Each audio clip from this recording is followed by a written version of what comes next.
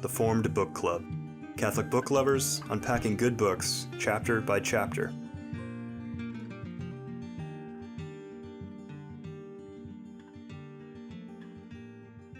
Welcome back to the Formed Book Club. We continue to discuss this very important book, The Lost Maiden of Heaven, subtitle, The American Betrayal of Dinh, President of Vietnam, by Geoffrey Shaw. And last session, we kind of gave an overall introduction, talked about Father James Shaw's foreword and a brief preface by the author describing what he's doing. And now we jump into chapter 1, which is entitled Introduction, Dinh. Right. And one of the first things we learn in the introduction is that even to this day, Diem is publicly mourned and publicly venerated by the Vietnamese, including the Vietnamese diaspora here in the United States. And that his Catholic faith had a lot to do with his moral character. And we also learned, this is where we learn that the author is not a Catholic. He was a member of the traditional Anglican communion in Canada. He's Canadian. And I think that's important to know because, sometimes when people are lionizing Catholic heroes and they're Catholics themselves, there could be a little bit of... Well, I almost cringe at times because he's eulogizing or beatifying Diem. I said, wait a second, I just want to know what's happening here, Right. But he started with the same view of Diem that most people had, that this was an autocratic tyrant, that he was an obstacle to preventing the communist incursions in South Vietnam, and that it was good that he was eliminated and so on. That's how he started. Yes. But he ended up being like the... what do they call the person when you cause from beatification? The promoter of the cause. Right, right. And many Vietnamese do consider Diem a saint and a martyr. So I don't know if his cause is opened or not. I wouldn't be surprised if it is. Well, after reading this, I think he's a saint and a martyr. Yeah. So where do we want to go after that? Do we want to... You're in charge, Vivian. Yeah, well, and here's another very astonishing thing the author says on the top of 24, that without his presence, meaning Diem's, there would have been no South Vietnam of any consequence. So what this man did in public service, even prior to becoming the president, and then the way he tried to build the country economically, socially, culturally as president, without him there, I guess there wouldn't have been a South Vietnam worth conquering, which is, of course, what happened to it. But there's more to the man than even his term as president. I have something on 27 if no one's before that. Well, I would like to add his family background is important in the middle of the second full graph of 25. Diem was a member of one of the great families of Vietnam by tradition, by capacity, and through Confucian's sense of duty. It was proper for members of that family to take their places amongst the mandarins of the imperial court, and so on. Devout Roman Catholic who also embraced the teachings of Confucius. We mentioned that at our last session, and also that he had both a Western and a Vietnamese education. As Father mentioned in the first session, being a Catholic, they would have been educated in French Catholic schools. And as a result, the French Catholics in Vietnam were the most educated people. And so it doesn't appear to me that Diem wore that as a badge of pride, but as a talent with which he was called to serve,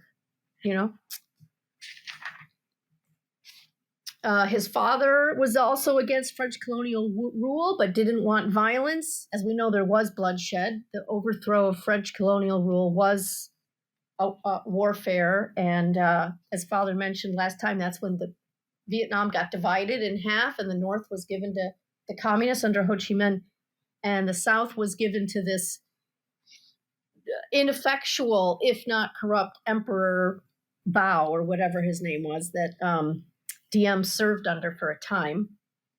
It was kind of a puppet, really, of the West. Yeah. And, it's very interesting. Did you say you had something on 27? Yeah. Okay, take it away, I say. Yeah, I think there's some important political philosophical principles that are being talked about here, discussed. So this is in the middle of that first full paragraph, about 10 lines down on page 27. A modern Western or American policy perspective asserts that individual rights and the freedom to pursue personal happiness are paramount, almost to the exclusion of every other consideration. Diem, however, believed that the individual needed to submit his will and talents to the greater good of the family, the community, and the nation. I want to make two comments there. First of all, of course, this is the perennial tension in all political philosophy between the freedom of the individual and the common good, and that tension about what extent does one have to be mitigated by the other. But the other key thing I want to point out here, of course, is that it's false dichotomy. Because if you don't defend the family, then you're getting children aborted, children abused. So the most defenseless and the weakest are much less happy. They have much less freedom. So when you allow the individual complete freedom to do his own thing, you're actually making the lives of the majority of people miserable in consequence, particularly the weakest, particularly the children. So it's not as if you have to choose, right, between personal happiness or the common good. In actual fact, the narcissistic pursuit of personal happiness leads to misery to the vast bulk of people.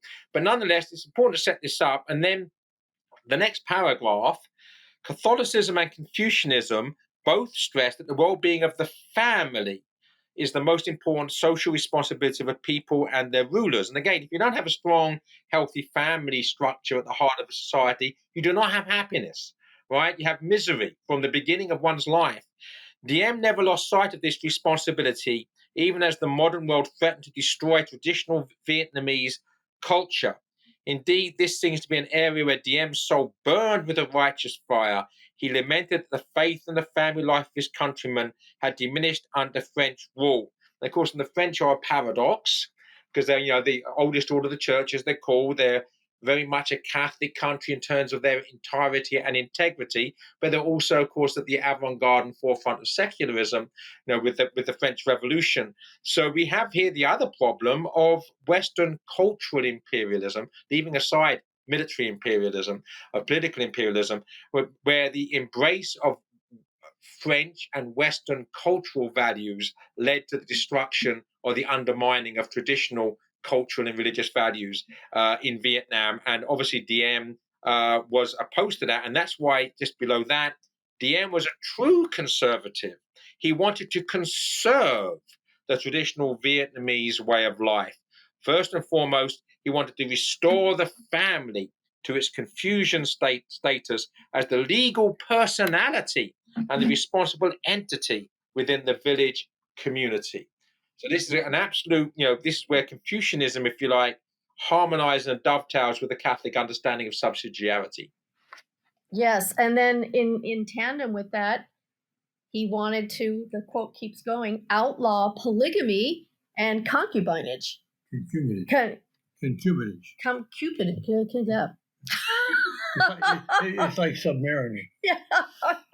So, meaning the keeping of concubines, which of course was unfortunately a ubiquitous institution all throughout Asia, and so this now brings a little bit more of a Christian redeeming factor to the Confucian model of society, because even though the Confucian model elevated the family as being the primary social unit of the society, it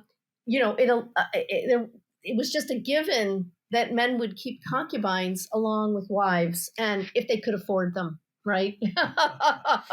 So anyway, also going up, Joseph, to that quote you first read in the paragraph above.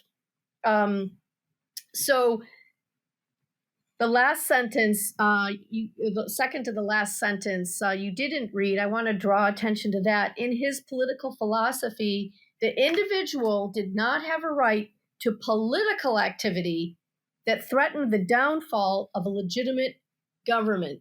And this is what put him at odds with so many Western members of the press, Western observers, because he did not hesitate to put into jail for sedition, people who were during a counterinsurgency. You kind of needed a war footing. This is the key issue, I think, though, Vivian, is that when you have a time of war, of pollution, clearly your rules of government have to be on a war footing. Otherwise, first of all, you lose the war. Yes. So there are different criteria here. Obviously, in times of peace, then we do want degrees of civil liberty that are just not possible. And that's one of the things that's tragic and evil about war. It does lead, while it's going on, not just the deaths of millions of people, but the destruction of civil liberty. That's right. And that's what was so interesting, about the Roman Republic, is it allowed for, during times of war, for the Senate to name a dictator for the period at which they were at war. And then when the war was over, that man was supposed to return to his status as a citizen, and he probably came from the patrician class and came from the Senate himself, but he was supposed to return to that status. And unfortunately, as we know, as it turned into an empire, then you had emperors for life and even deified emperors and all the rest. But that was the beginning idea, and it makes perfect sense that you need a different kind of governance during a time of war. But that is why dictators or highly authoritative, acquisitive rulers will declare either war or national emergency or martial law so they can maintain those powers. That's right. And I just read, I haven't verified this, but that the United States has not declared war since 1943. That's right. But what's been going on in Iraq and Afghanistan and Syria? These are police actions. And Vietnam, or Vietnam too. Never declared. Yeah, that's right. We never declared war. Yep, that's right. Two notes on this. This page is a very dense page. I see that the underlined passages outnumber the non-underlined passages in your volume. Right, there. That's right. Two things. One, which you quoted, Joseph, that Diem believed that the individual needed to submit his will and talents to the greater good of the family. The word submit is important here because on the one hand, we want to defend individual dignity, and personal liberty. On the other hand, we want to say that there's a value to the social good, the common good, which this individual ought to himself offer himself to, but he can't be coerced. Yes. Because the whole communist idea is that the state is the primary locus of authority and dignity, and everyone is coerced to make whatever sacrifices the authorities think for the good of the state. That's wrong. But the individual ought to, in order to be truly, preserve his dignity, be willing to sacrifice himself for a good higher than himself. I'm really glad you brought that up, Father, because this word submit is often misunderstood as being the opposite of what it means. And you just clarified that, because if I am submitting something to someone or something greater than myself, that is an act I am doing freely. And when people see this word, they automatically assume that it's something being forced out of me. Right. It doesn't mean that at all. And the irony here is that the whole time that the Western press and Western politicians are scrutinizing everything Diem does and screaming every time he sends some activist to jail or something, the whole time, what is going on in North Vietnam? The complete and utter obliteration of all human rights, the complete obliteration of property, of private property, of religious practice. There's no freedom of religion. There are no freedoms at all. Hundreds of thousands of people are fleeing North Vietnam to the south. And none of this is getting written about in the New York Times. They're all scrutinizing Diem every move. And why? oh, because in South Vietnam there actually is a modicum of freedom of press, such that New York Times reporters can sit around in Saigon cafes and talk to whomever they wish. They wouldn't even be allowed in Ho Chi Minh City. Reminds me very much, actually, of what the controversy caused by Alexander Solzhenitsyn. Alexander Solzhenitsyn, shortly after he was exiled from the Soviet Union, I think it was 1976, he visited Spain, which of course then was under the rule of General Franco, and was hated by the liberal media. And he said that Spain is an oasis of liberty compared to the Soviet Union. He said, I can walk anywhere I like in Spain. Anybody can go anywhere they like in Spain. Nobody's stopping people from going anywhere they like or leaving the country. When I go to a shop, I see all sorts of magazines on sale with all sorts of political viewpoints. None of that's possible in the Soviet Union. So, of course, that as Solzhenitsyn suggests, that Franco's not the worst evil in the world. That there's much more liberty, and there's a real parallel with Diem, right? South Vietnam, for however much there's an element of authoritarianism because of the war situations going on there, the insurrection, it still has much more liberty and freedom politically than North Korea. Same thing as that Franco's Spain, compared with the Soviet Union, was an oasis of freedom. That's right.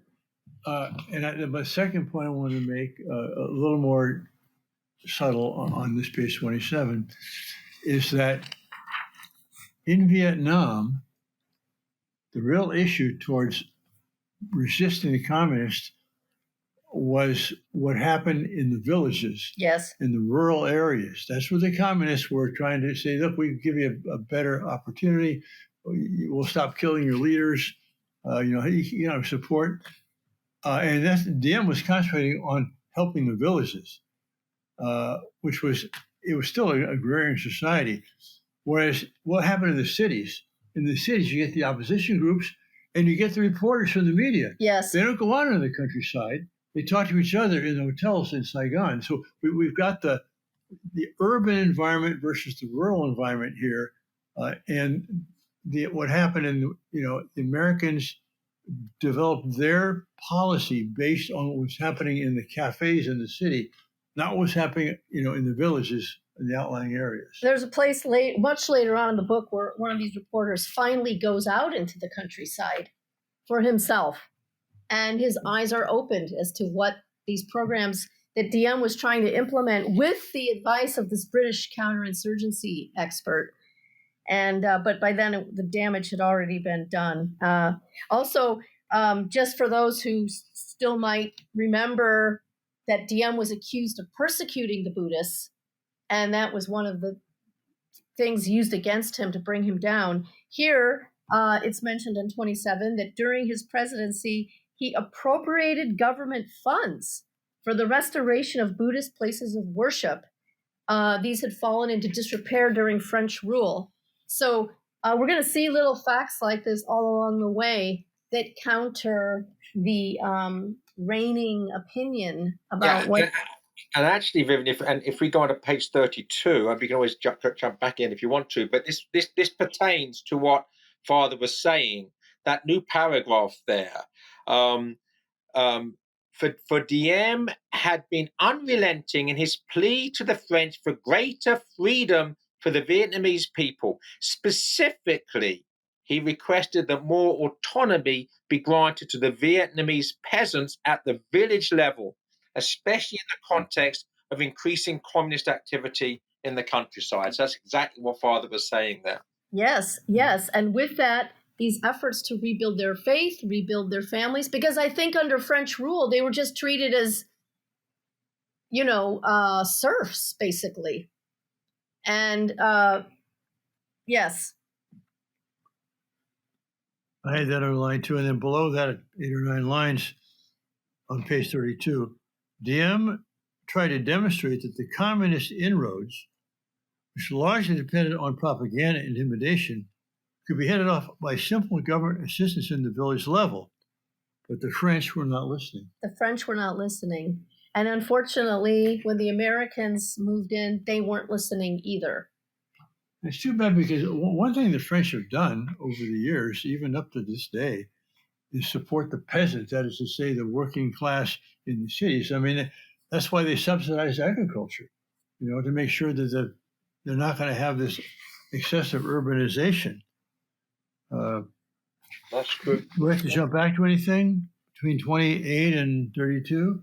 Not me. I'm champing at the bit to get onto page 36. Me. So off you go. Okay. Well, Yeah, why don't you? Well, no. Wait a second. You have seen. Well, some of the things we've already talked about. His thinking of joining the priesthood, and 2930. Is that where he explains with the social hierarchy? Yes, bottom of 29. I think that is important exactly. because. Did you notice that, Joseph? I'm sure you did. Where I read it. I just didn't highlight it. Yeah. Shaw talked about what the social hierarchy in the Vietnamese mindset was, and that was that at the top were the C or scholars, like Diem and his brother, impecunious scholars, really, and then second were the Nong or the farmers. Then third were the workers. Then fourth, but the Kong is important. Because remember, Viet Cong. Oh, good, Father. These are the workers. Yes, the Cong are the workers. So the proletariat, right? That's why they're the Viet Cong. Oh my gosh, that's great. And then considerably further down in esteem were Thuong or businessmen and merchants. And finally, Bin or soldiers. And again, what did we do when we pulled down Diem? We put in a military junta. Right. And by the way, you think you've got freedom of speech and freedom of association under a military junta? I mean, anyway. The analogy there you're doing, why are soldiers bottom of the hierarchy? Because the analogy, soldiers are like our modern day sanitation workers who are doing a necessary but dirty job. Now, I have to say that I do prefer the American view, at least in the past, of the military as being a noble profession that you looked up to, because they were the ones who sacrificed themselves to protect others. But that's it all depends, of course, on the rules of engagement and the manner in which those rules of engagement are either abided by or not. Because soldiers have been throughout history with rapists and pillagers as well. So that's right. It really does depend upon the extent to which you have a nobility in your martial classes that ensures that your soldiers behave appropriately. Well, I'm for the biblical image of soldier, which is centurion, who, when his slave was sick, went to Jesus to have him cure his slave, but said, "I'm not worthy you come into my house." Yeah. And Jesus said, "Such faith I have not found in all of Israel." So, as I said on my Five with Father, whatever I think it's called, my little podcast, that a slave-holding militaristic soldier was praised by Jesus as having the greatest faith in all Israel. Seems like they're either the best of men or the worst of men in a way, soldiers, spies, police officers. I'm sorry to say it attracts the worst and the best. And anyway. And insofar as they exercise power, and insofar as there's no mechanism for ensuring a limitation on the exercise of that power does tend to corrupt. And absolute power does tend to corrupt absolutely. So if there's not a mechanism to keep the power under control, it gets out of control. Right. And we completely take for granted that our laws of war, our rules of engagement, our, avoid the killing of civilians and so on, is all from Christianity. This is, the total war that was fought, even like among the native tribes of the indigenous native tribes of North America, it was total war all the time, kill everybody, men, women, children. In fact, the best raids were conducted when the men were out hunting and the only ones left in the village were the women, the children, the old. Go slaughter them all. There was no sense of, don't kill civilians who are innocent. That if it weren't for Christ coming into the world, we would never have concepts like just war and all of this. We completely take this for granted. Yep. I want to put a closing parenthesis around what we discussed, Vivian, on the levels of the social hierarchy, from the C at the top of scholars, soldiers at the bottom. And last sentence in page 29, the low standing of soldiers in the enemy society explains why the Washington-backed coup against Diem was doomed to failure. Yeah, because it replaced a military junta. It replaced the government.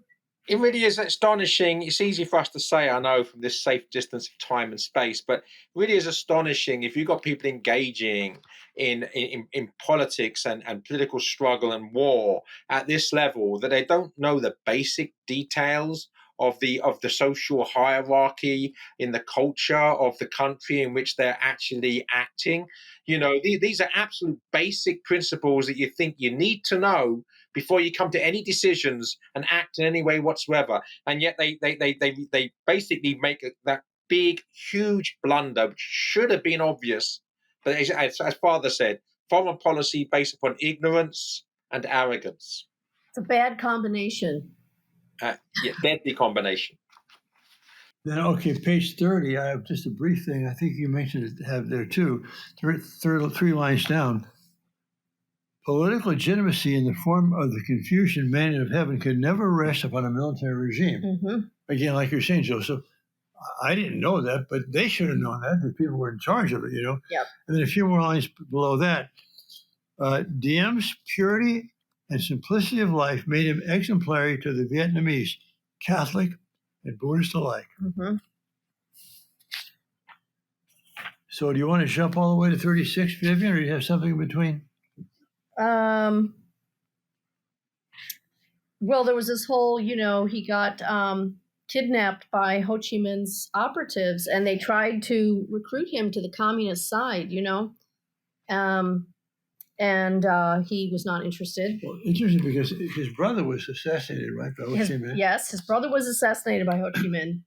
But because Diem was so resolute, Ho Chi Minh respected that and didn't execute him. And let him go. And I think, I don't know what page it's on, but Shaw wonders out loud if that's not because Ho Chi Minh thought he'll be back. Right. When he starts dealing with these Americans, he'll be back. Yep. And yeah. Anyway, where to next? 36. Joseph wants to jump to 36. Okay, well, I think we probably could. I'd find to get to the fast track here, but whatever.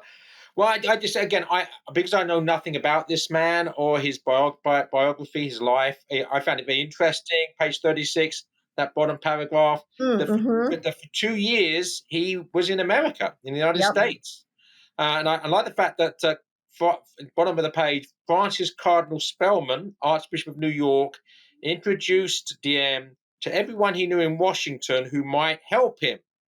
As a result, Diem made friends with Supreme Court Justice William O. Douglas, Senator Mike Mansfield, and the rising political star Congressman John F. Kennedy. So, that in these early days, he knew these people. I'm not saying necessarily friends, but how intimate they were, but certainly as friendly acquaintances who were on his side, right? Well, and it's not terribly explicit, or maybe it is, but quite frankly, he would have never become president of South Vietnam if he hadn't had the support of Americans, their political support, their wealth, and so on, because, he would have needed a base of support to rise. And that's why so many people presume that he was going to be now a tool of America. Right, which often a puppet, which often happens when Americans help people rise to power in their countries. They often are seen by the Americans. We put you in there, we can take you out. Hey, look, we paid the price. We get to pay the price. Exactly, and so and we bought you. We bought you. Yeah, and so that was going to be something Diem was going to deal with. Is that attempt to coerce him by what he owed them. And but he, was determined that he knew that as soon as it could be proved that he was just an American puppet, that the communists would win. Yeah, exactly. That's the whole point. And the Americans, should have known that as well. It's not in their interests to have someone who's obviously a puppet of the American regime in power there, because it would militate against success. And then the next page there, if I may, because I think it's important for us to keep this man's faith in mind as we see the drama of his life unfold and the politics surrounding it. middle of page 37, he stepped back for a while. So from being in Washington, D.C. and meeting all these high flyers, he stepped back for a while to assess things. And he left the United States in May 1953, heading for a Benedictine monastery in Belgium. There he took refuge from the world in order to draw closer to God. And then skip that next sentence. When troubled, under threat, or just in need of quiet and reflection, he would retreat into a monastery or a similar religious institution.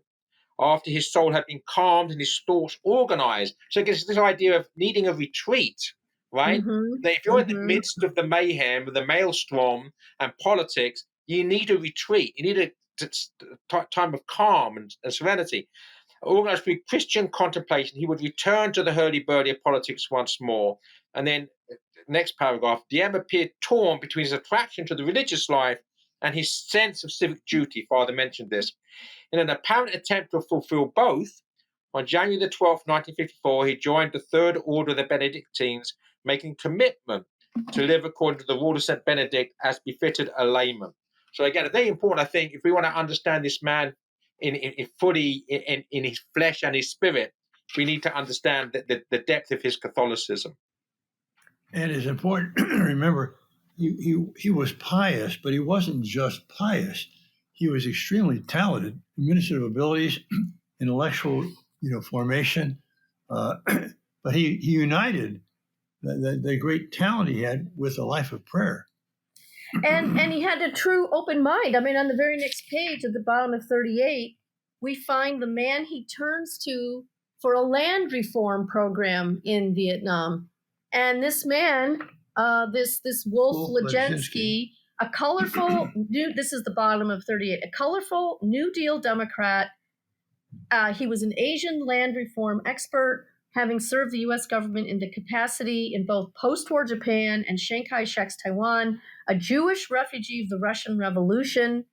He was fired from the Department of Agriculture in 1954 when he was accused of being involved in un-American activities, which is basically code for being a communist. This was during the McCarthy era, Senator McCarthy trying to rout all the communists out of the U.S. government.